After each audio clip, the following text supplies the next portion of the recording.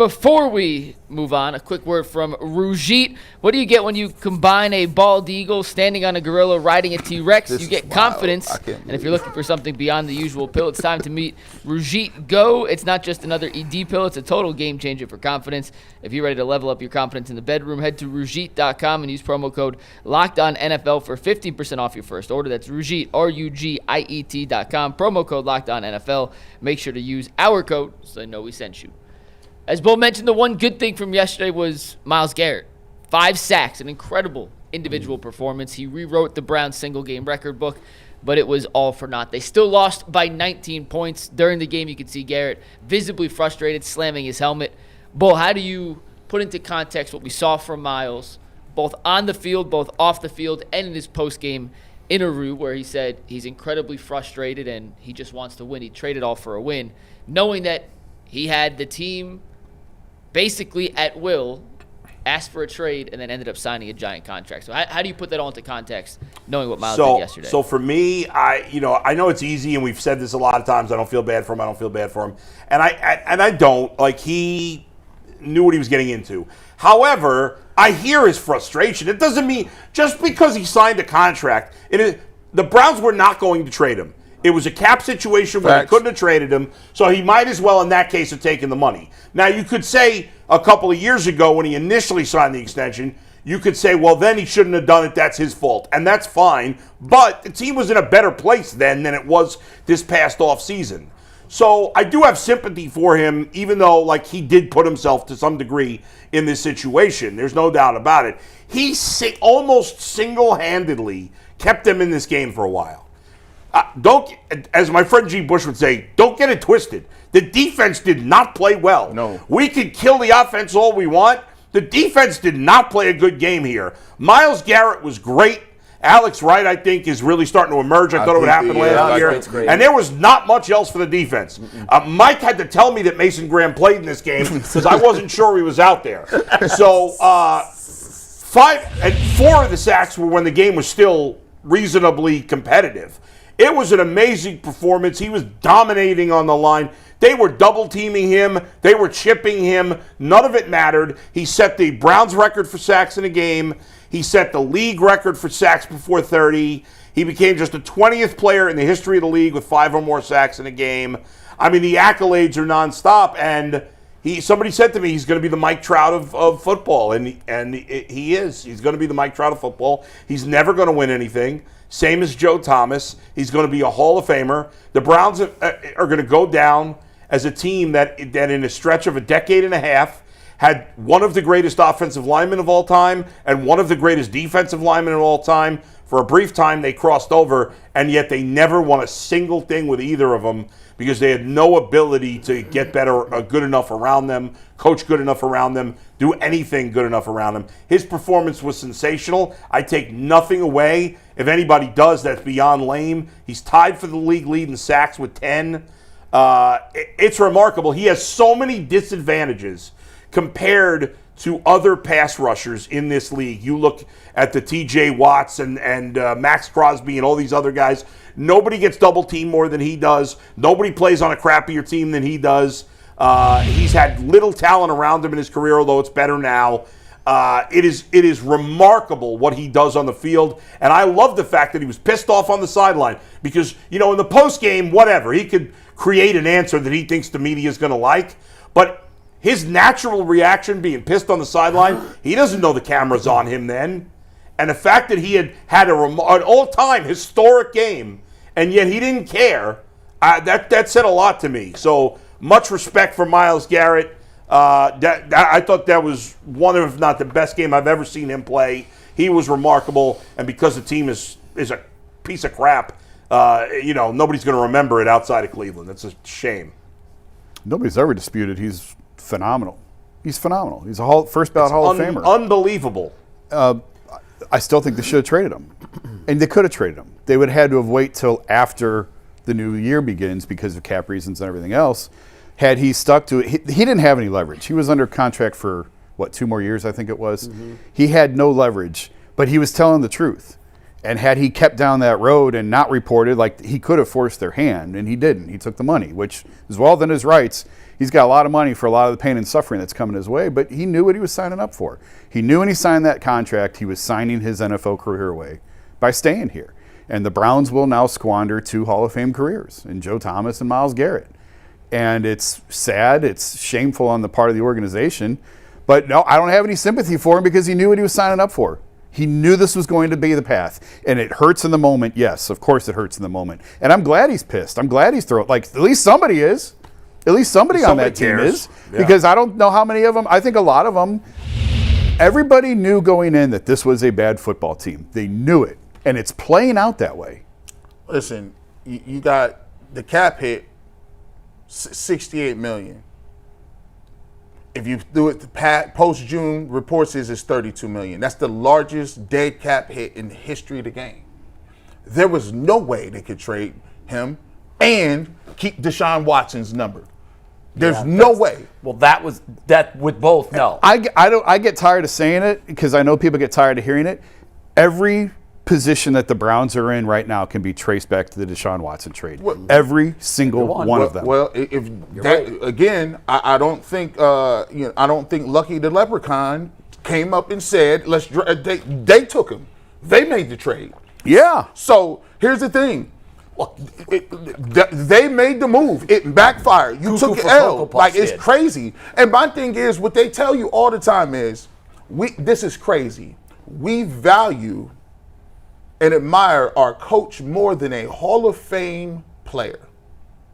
Instead of making a move, we will talk about Myles Garrett's leadership. We will talk about Myles Garrett, what he can and can't do. We'll talk about Myles Garrett and his speeding tickets. We'll talk about Myles Garrett. But guess what? We value our coach, who we don't want to let go, that can't tackle nobody, game plan, do nothing. We side with Kevin. Listen.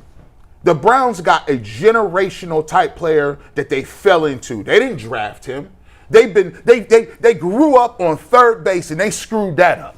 You got Myles Garrett and Denzel Ward from the previous regime. You inherited Nick Chubb. You inherited Baker Mayfield. Baker's living his best life. You wasted Nick Chubb's time. He ended up getting injured. And now you got Myles Garrett and Denzel Ward, and you're wasting that effort too. By the way, think about what they would be if they didn't have those players.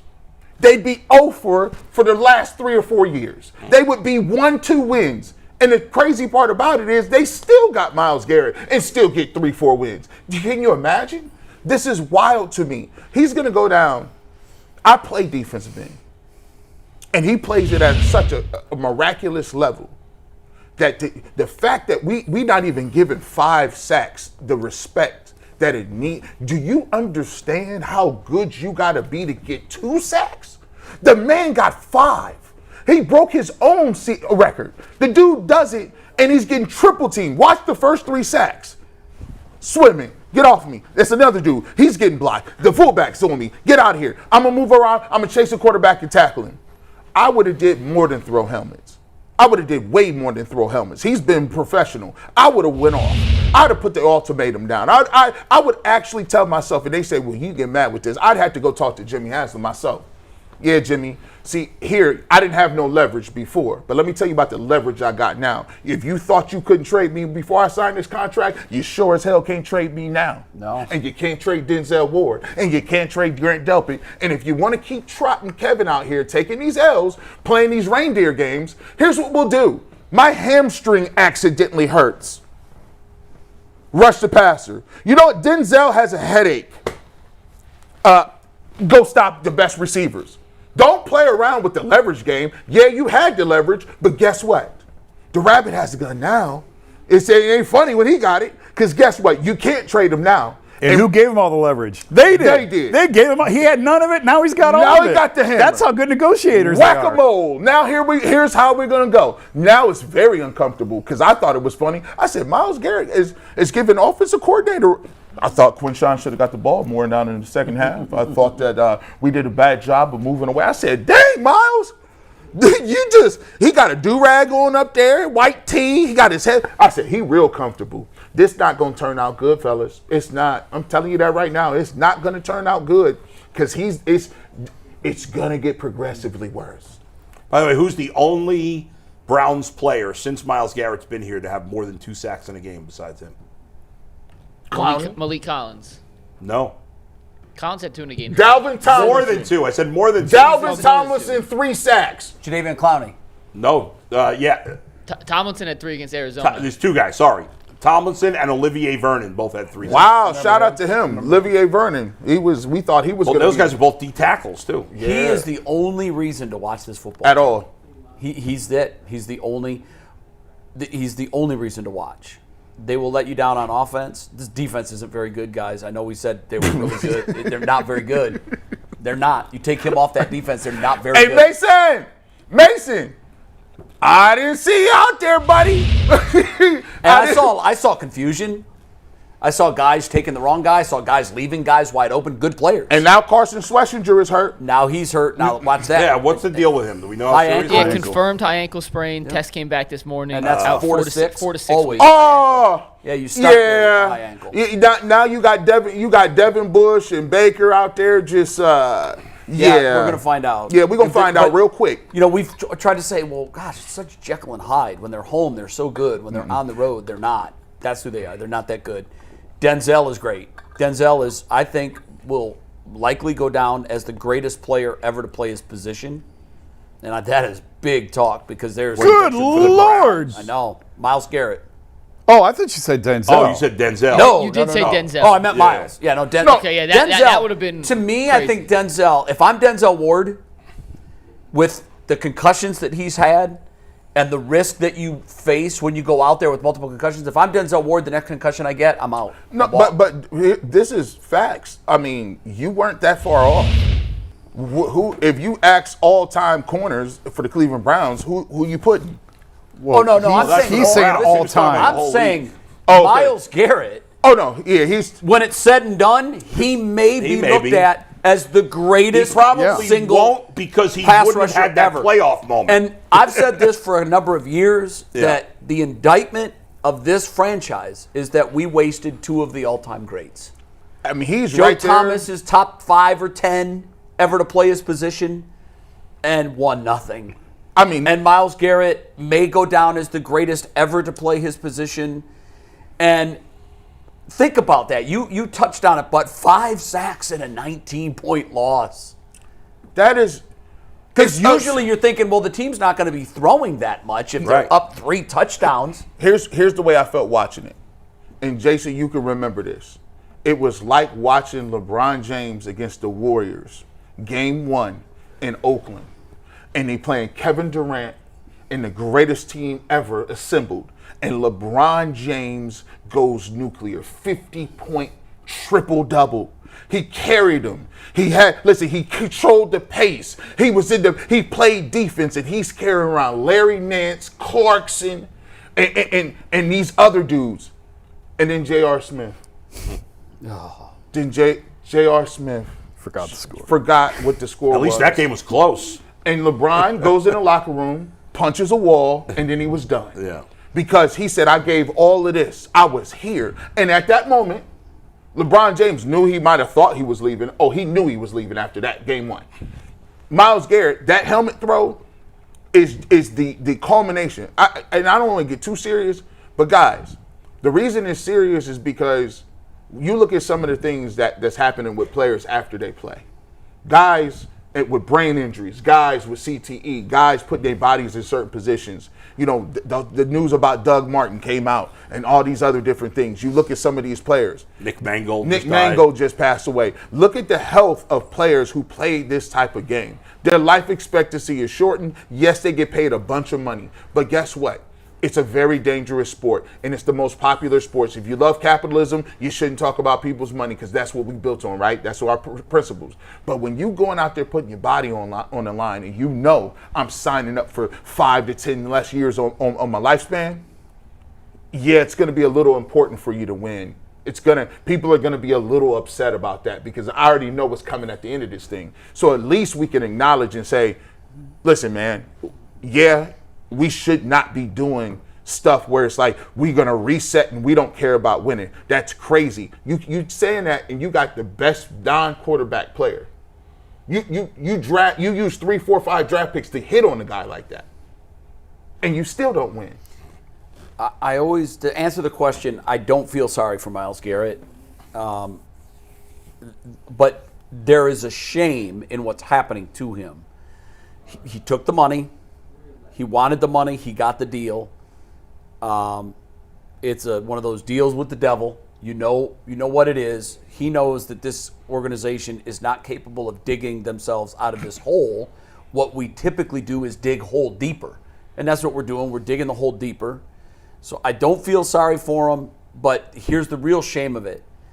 I really wish, for Myles and for the fans' sake, that he could have played meaningful football.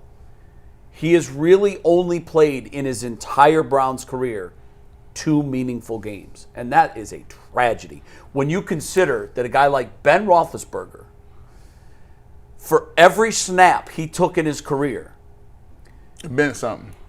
He had a chance to make the playoffs. Even his final games in years they didn't make the playoffs, he suited up and took the field knowing if things fall our way, we are going to the playoffs. For every year of his career.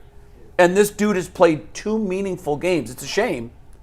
But at the end of it, he's going to live very comfortably on a ranch in Texas with a lot of dead presidents and maybe some regret that he never got to be the kind of impact player that we all wanted him to be, and I'm sure he wants to be.